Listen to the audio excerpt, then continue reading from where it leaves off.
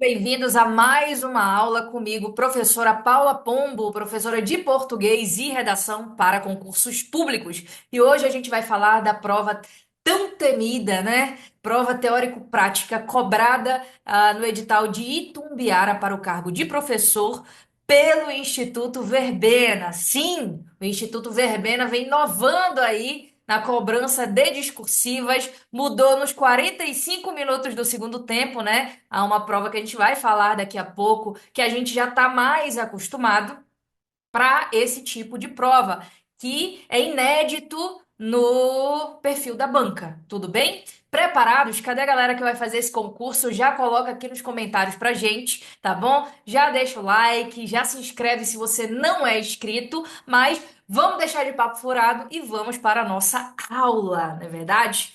Vamos lá então. Olha só, antes de mais nada, a gente tem que começar com um pensamento positivo. Eu sei aí que a data da prova ela já se aproxima, não é verdade? Então a gente tem que estar com um pensamento positivo, pensamento de aquela vaga é minha. E aí é importante a gente pegar esse aprendizado, né? Comece onde você está, use o que você tem, faça o que puder. Que é para a gente se movimentar dentro daquilo que é possível para a gente. E mesmo que pareça pouco, é melhor do que nada, não é verdade? Vamos lá? Vamos lá então. Olha só. Qual que é o perfil da banca do Instituto Verbena nas provas discursivas? Caráter eliminatório e classificatório, tá? Então vamos lá.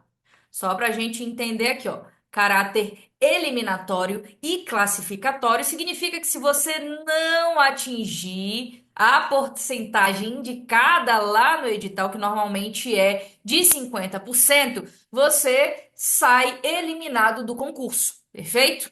E classificatório porque geralmente as discursivas permitem você ou subir a sua posição dentro do concurso, né, dentro do ranking ali das notas do concurso, ou descer essa posição. Por isso que a prova de redação, no geral, ela decide, ela costuma decidir para quem vai a vaga. Por isso que ela é tão importante. E eu sempre digo, não deixe para treinar a redação, descobrir a redação no dia da prova. Tem que treinar antes, tem que exercitar antes, tudo bem?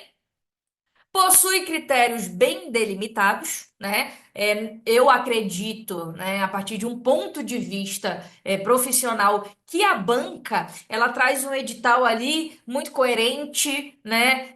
Muito bem explicado. Normalmente a gente consegue compreender tudo aquilo que a banca vai cobrar na hora da nossa prova, tá? Tem um alto valor de pontuação. Normalmente, geralmente, né? As provas discursivas, elas valem 100 pontos. A redação vale 100 pontos. É o maior valor de redação que a gente vê em concurso público. Por isso, as redações do Instituto Verbena, elas sim, elas dizem para quem vai a vaga, para quem vai a vaga daquele concurso. Por isso eu insisto tanto, a gente tem que se preparar, tá? E tem diversificado, isso aqui é importante pra caramba, tá?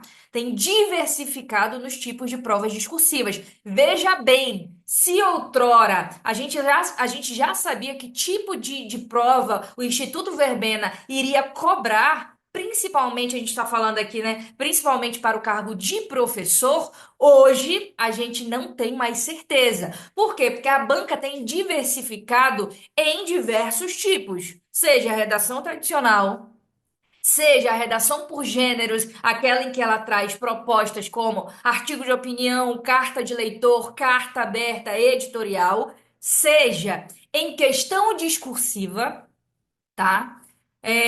Estudo de caso. Olha o concurso de posse. O cargo de professor pedia ali um estudo de caso, tá? E digo mais, o estudo de caso cobrado pelo Instituto Verbena nem sempre é aquele em que a banca te dá uma situação hipotética para você discursar em cima, ok? Então a gente tem que prestar atenção que a banca tem diversificado a fim de tirar a rigidez que os candidatos têm, né, em relação à redação, ou seja, dificulta um pouco mais para o candidato.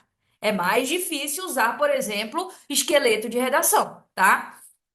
E aí eu trouxe algumas informações que eu achei relevantes no edital. Tudo bem? Tá bacana até aqui? Então já curte a nossa aula, tá? Comenta, se você vai fazer esse concurso ou não, como que tá a sua expectativa? É um dos concursos aí mais aguardados, mais movimentados do estado de Goiás no início desse 2025. Então já comenta aqui com a gente. Se não é inscrito, já fortalece o trabalho dessa professora que ajuda bastante, incentiva bastante para fazer com que eu venha aqui e grave mais aulas.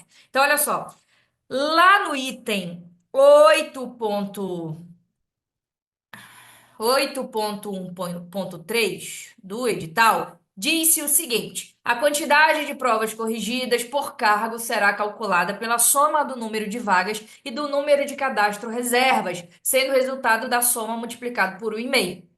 Então a gente vai ter aí pouco mais de mil redações, perdão, corrigidas, tendo em vista, né, a soma ali da quantidade da ampla mais a quantidade do cadastro, isso no cargo de pedagogia, porque para os professores de área a quantidade de vagas é menor, né? Aí a gente tem assim, ó, lá no item 1.1, 8.1, perdão, ponto 6. O candidato pode ter sua nota reduzida ou até zerada, caso o texto seja apresentado com letra ilegível, impossibilitando a sua avaliação, né? Outrora, as bancas elas prezavam, né, por tentar ao máximo compreender ali a letra do candidato para que ele não fosse prejudicado na sua nota, né, na sua correção. Hoje, o candidato tem que se esforçar mais para que ele não tenha sua nota prejudicada. Significa dizer que estou lendo lá o seu texto e se eu não entender aquela palavra, uma palavra que tem lá no seu texto, eu simplesmente vou diminuir sua nota porque a correção ela vai ficar prejudicada, tá? Então vamos tentar fazer uma letra legível. Nossa, você tá falando aí, parece até que nós somos alunos do fundamental. Gente, todo aluno é aluno, eu também sou aluna e a gente como aluno, a gente tem que estar, né, sendo chamado a atenção por alguns detalhes, né? Meus alunos dos cursos, né, que eu promovo, eu sempre chamo atenção para letra, para tamanho de letra, para espaço de margem, detalhes que fazem a diferença na hora da correção, tudo bem?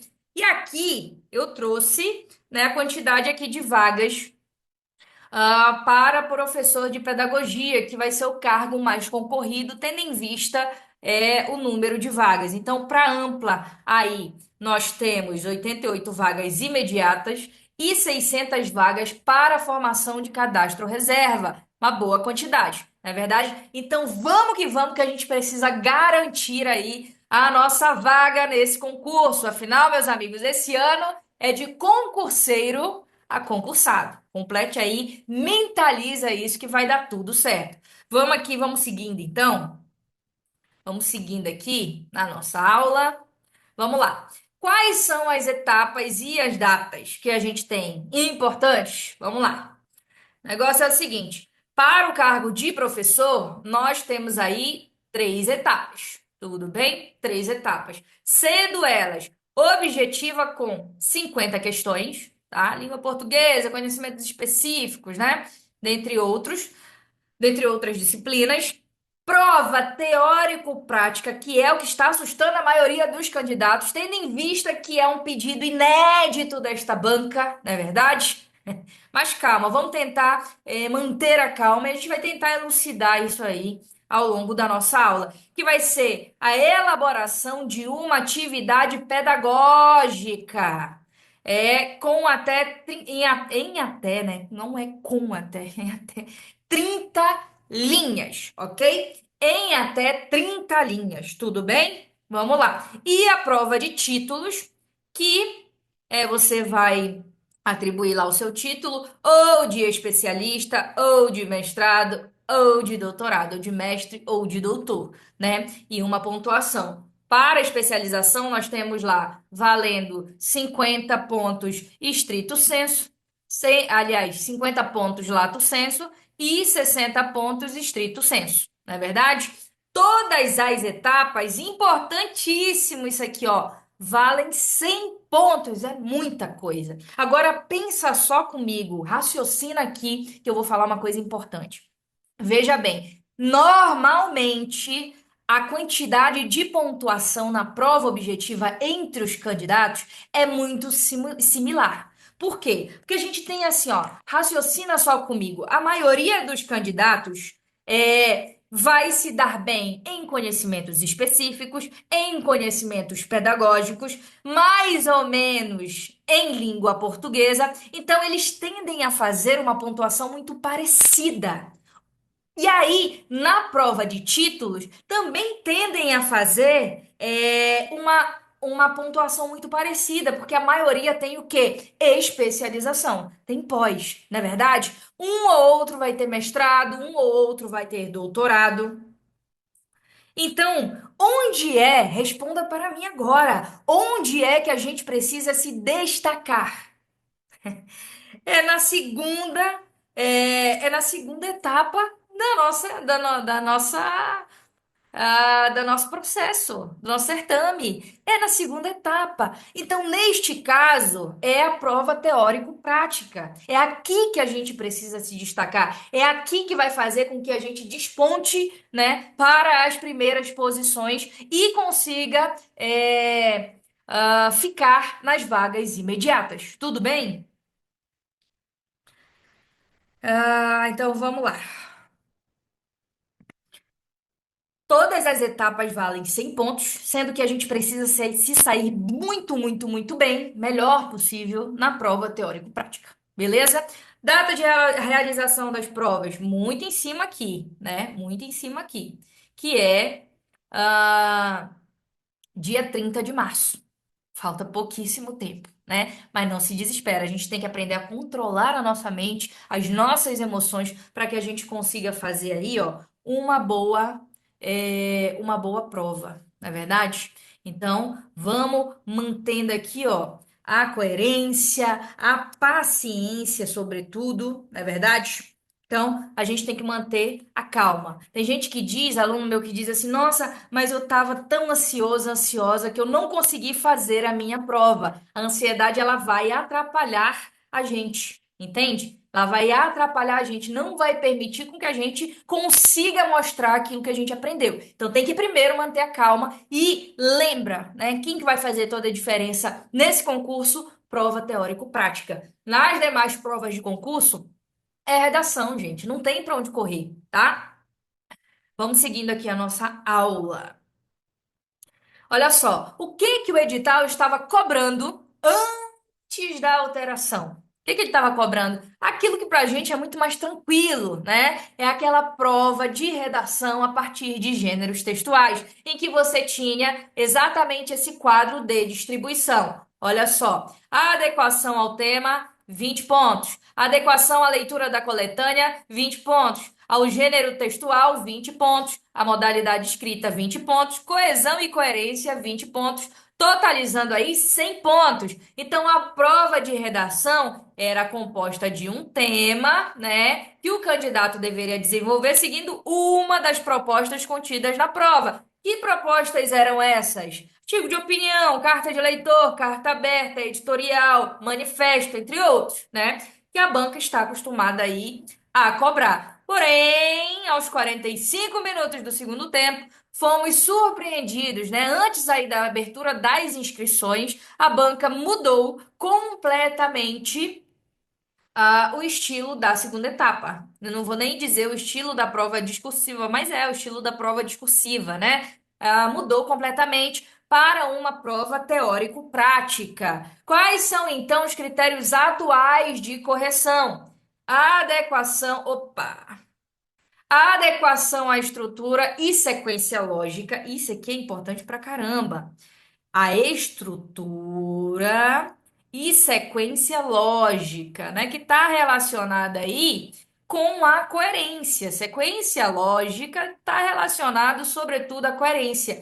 Esse critério é o que mais vale, vale 60 pontos. Então significa que o teu texto tem que estar dentro da estrutura do que se espera de uma atividade pedagógica. Se você for pesquisar o que é uma atividade pedagógica, pesquisa lá no Google o que que é uma atividade pedagógica. A banca pede a elaboração de uma atividade pedagógica, tá?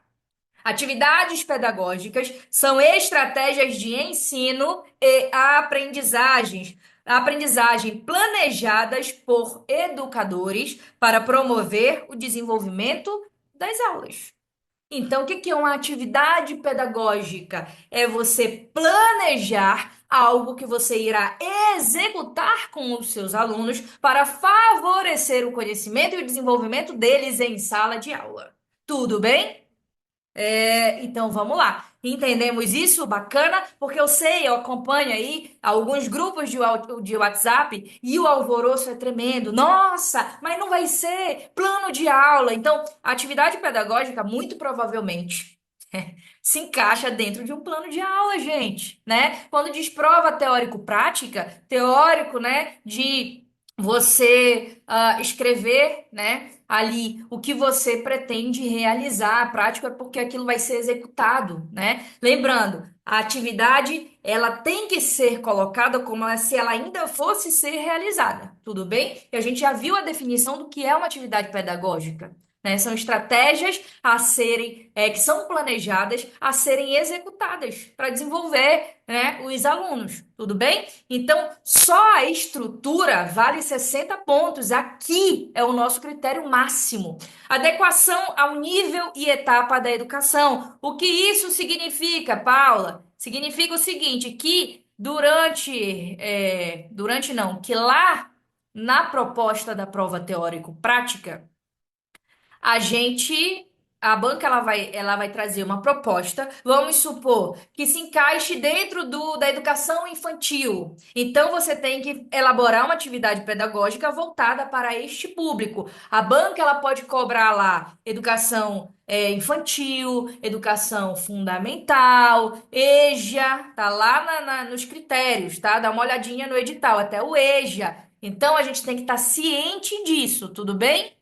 Ok, até aí? Aí, coerência com a temática, com a temática. Então, adequação ao nível e etapa da educação, 10 pontos. Coerência com a temática, 10 pontos. E isso aqui, ó, adequação ao nível, coerência com a temática estão andando juntos também, né? Estão relacionados à sequência lógica, estrutura, tudo está correlacionado aqui, tá? Criatividade e inovação. Aqui eu vou dar uma sugestão, que é o seguinte: normalmente, quando eu recebo aí planos para corrigir dos meus alunos, eles trazem algo que é muito previsível numa primeira vez, por exemplo. O primeiro plano sempre é muito previsível. E aí eu digo o seguinte, ó.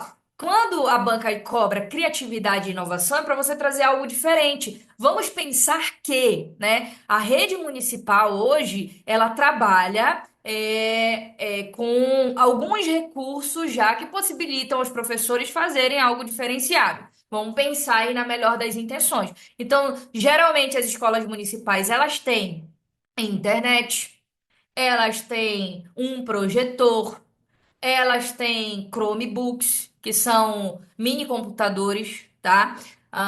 Com acesso à internet. Então, se a rede municipal já está dispondo desses recursos, vamos tentar elaborar uma atividade pedagógica que tenha algo relacionado aí com tecnologia. Olha que interessante. Porque se você trouxer só cartilhas, papel, tesoura, colagem, isso não é inovador. Isso não chega a ser inovador. A gente já faz isso há muito tempo. A tecnologia, as ferramentas tecnológicas são inovadoras. Então a gente tem que trazer isso para dentro do nosso plano. É uma sugestão, tá? E adequação à linguagem, da linguagem à norma padrão, 10 pontos. Então nós temos aqui, ó, valendo 100 pontos, tá? É bastante coisa que a gente precisa se atentar. Tudo bem?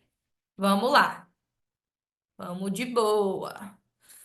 Então, o que que a gente pode esperar da prova? Então, a partir aí dos critérios que a banca está exigindo, a gente espera que essa prova teórico-prático seja em formato de plano de aula. Por quê? Porque uma atividade pedagógica é uma atividade planejada. Não tem como você, por exemplo, criar a atividade. Por exemplo, lá na sua folha de redação, separe em sílabas as palavras. Não tem como fazer isso. Então, a gente já viu o conceito aqui do que é uma atividade pedagógica, que são estratégias planejadas, né? Pelo educador. A gente sabe que não tem como se criar essa atividade, então a gente vai elaborar em formato de plano de aula. Houve burburinhos dizendo: ah, mas será questão discursiva? Quando é questão discursiva, a banca diz: a prova. A resposta à prova discursiva será baseada, né, nos conhecimentos específicos relacionados ao cargo. Ah, vai ser um estudo de caso. Se fosse um estudo de caso, estaria nomeado como estudo de caso. Lá no concurso de posse, a banca, para o cargo de professor, cobrou estudo de caso. Se fosse qualquer outra hipótese do que a banca já cobrou, redação tradicional, redação por gênero, questão discursiva, qualquer outro caso estaria lá. Mas não, ela pediu prova teórico-prática com elaboração de atividade pedagógica. Então só pode ser plano de aula. Temos 100% de certeza? É claro que não, porque é um fator inédito aí, né? É um pedido inédito da banca. Mas a gente acredita, pelo que foi cobrado, pela forma, pelo termo, que será aí plano de aula. Tudo bem? Então, é basicamente isso. E por onde é que você vai começar? Não sei por onde é que eu vou começar. Estou estudando só. Não sei o que é que eu vou fazer. Então, o que é que a gente tem que pensar? É que o plano de aula tem uma estrutura. E isso é importante. Vocês viram lá quanto que a banca vai cobrar pela estrutura. Estrutura. Qual que é a estrutura? Primeiro você tem público-alvo. Qual é o público-alvo? Vai depender da proposta da banca. A banca está cobrando uma proposta para qual etapa da educação? Educação infantil? Dentro da educação infantil, essa proposta vai corresponder a quem? Por exemplo, a alfabetização? Qual que é? Ou educação fundamental, mas é primeiro ano, segundo ano, terceiro ano, quarto ano, quinto ano. Qual que é o ano do ensino fundamental? Tem que ter o público-alvo. Os objetivos de aprendizagem. Quais são os objetivos que eu pretendo promover a partir dessa atividade pedagógica? Qual ou quais são os conteúdos? Aqui eu já vou deixar outra sugestão. Coloque esses conteúdos aí alinhados à BNCC. Isso vai dar todo o diferencial. Abre lá a BNCC. Preciso colocar habilidades? Claro que não, você não vai lembrar. Você não sabe qual que é a etapa, qual que no caso da educação infantil, o eixo de experiência, o eixo temático, né? Que a banca vai cobrar, você não sabe, então não tem como decorar atividade, habilidade, mas tem como você mapear a BNCC para saber como que ela está cobrando os conteúdos, tá? Quais são os recursos utilizados? Qual é a metodologia? Essa é a parte, uma das partes, ou a parte mais importante, que é como você vai desenvolver essa atividade. Não coloque no passado. A professora chegou na sala de aula, cumprimentou os alunos. Não. Como é que eu posso colocar? O professor deve organizar os alunos em grupos, ou colocá-los em roda, ou colocá-los em dupla. É assim que você vai colocar. Utilizar a terceira pessoa do singular, como se a atividade ainda fosse ser realizada. Esse verbo vai estar no futuro. E o tempo de aula. Qual é o tempo de aula? 50 minutos, 60 minutos, né? 1 hora e 20. Qual é o tempo dessa aula? Eu sugiro aí colocar entre 50 e 60 minutos de aula, que é uma aula de um município, por exemplo. Tudo bem até aí? Estão gostando da aula? O que estão achando? Deu para esclarecer? Tá com dúvida? Escreve aqui nos comentários, tá? Escreve nos comentários, pergunta o que você quer aí que eu venho aqui te responder. Bacana? Desde já eu desejo aí uma boa prova. Vai na fé que vai dar tudo certo. E para quem precisa de um atendimento mais, digamos assim, específico. Nossa, a gente está com curso aí da prova teórico-prática, com inclusão aí de duas correções. Tem proposta, né? Tem o modelo do plano, tá bom? tem as videoaulas com os materiais já inclusos em PDF, tudo já para ser acessado na hora que você faz a compra do curso. Então, se te interessar, você já faz a aquisição desse curso. Pode colocar aqui o celular apontado nesse QR Code, que eu tô com uma comunidade. Eu criei agora uma comunidade para dar dicas de concursos, de aula, trazer informes aí, dicas de estudos, informe de concurso público, trazer também os links das minhas aulas, os materiais. Esse material aí, se você quiser, você pode participar aí então da comunidade que eu criei, que eu vou enviar esse material em PDF para a comunidade, beleza? Nessa comunidade vai ser para a gente falar de português e redação para concursos públicos. Então, eu vou trazer informes, dicas, aulas, materiais, tudo aquilo que eu achar interessante e de forma gratuita. Lá a gente vai poder ter um contato mais direto, mais próximo. Então, querendo este material e essas outras, digamos assim, esses outros benefícios, seja aponta aqui, ó, o seu celular para esse QR Code e entra na nossa comunidade. Eu espero ter ajudado vocês aí. Desejo uma boa prova e lembrem-se que a gente tem que manter a calma e já ir com um pensamento positivo, acreditando que tudo vai dar certo. Porque esse ano, meus amigos, é de concurseiro a concursado.